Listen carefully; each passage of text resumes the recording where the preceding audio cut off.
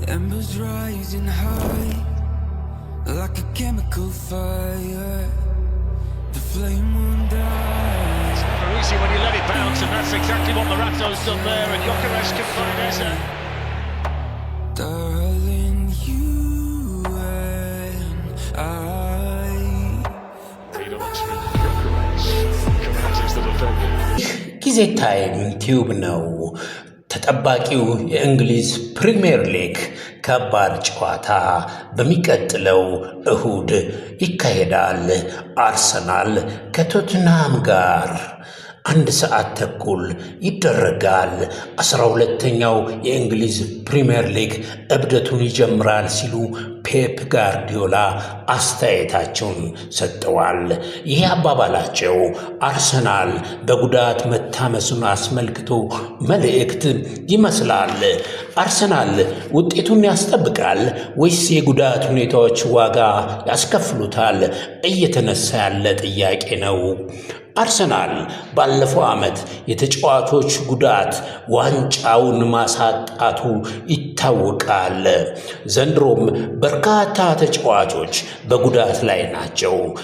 አትሌቲክስ እንደዘገበው ዋናው የመድፈኞቹ ጋብርኤል ማጋሌሽ የሕክምናው ምርመራ እስከ 2 ወር ሊያቆየው ይችላል ብለዋል።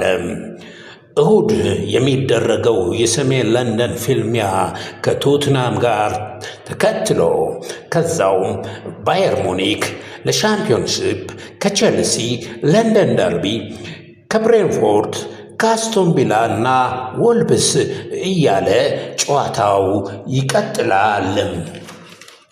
አርሰናል ካለፉት ዓመታት ጋር ስናነጻጽረው ልዩነት አለው።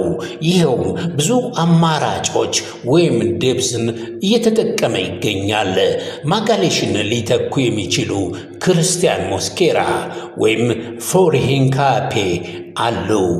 አሰልጣኝ አርቴታ ልዩ ችሎታውን ተጠቅሞ የኢንተርናሽናል ብሬክ ያመጣውን ጣጣ ወይም አንዳንዶች ፊፋ ቫይረስ የሚሉትን መመከት የሚችል አቅም ይፈጥራል ተብሎ ይጠበቃል።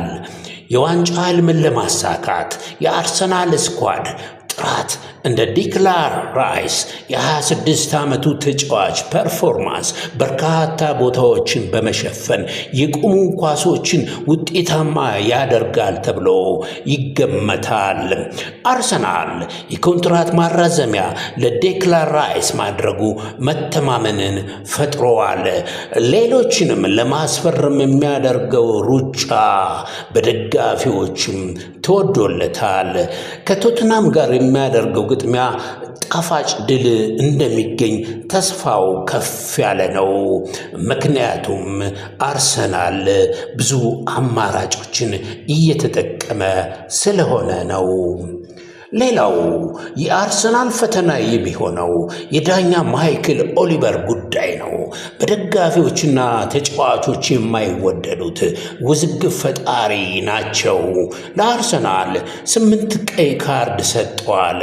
በተደጋጋሚ ሌሎችን ብዙ የሚባሉ ነገሮችም ፈጽመዋል።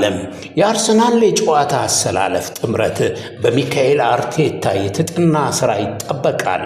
በተለይ የቪክቶር ዮኬሬሽ ከጉዳት ማገገም ጋር ተያይዞ ከቶትናም ጋር ለሚደረገው ግጥሚያ እንደሚመለስ የተገለጸ ነው። ቪክቶር ዮኬሬሽ ለፕሪሚየር ሊጉ ከ10 ጨዋታዎች 4 ግቦችን አስቆጥሯል። በሻምፒዮንሺፕ ከ4 ጨዋታዎች 2 ጎል ያስቆጠረ አስተማማኝ ኃይል ነው። ለእሁድ ጨዋታ የመድረሱ እድል ጠባብ ነው የሚሉም አሉ።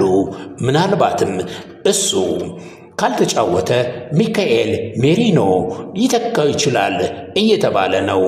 ለዚህም ነው ቴሪ ሆነሪ ዋንጫው የኛ ነው፣ 22 ዓመት ጠብቀናል፣ ደጋፊዎች በሙሉ አቅም ደግፉ፣ እናሸንፋለን እያለ ይገኛል።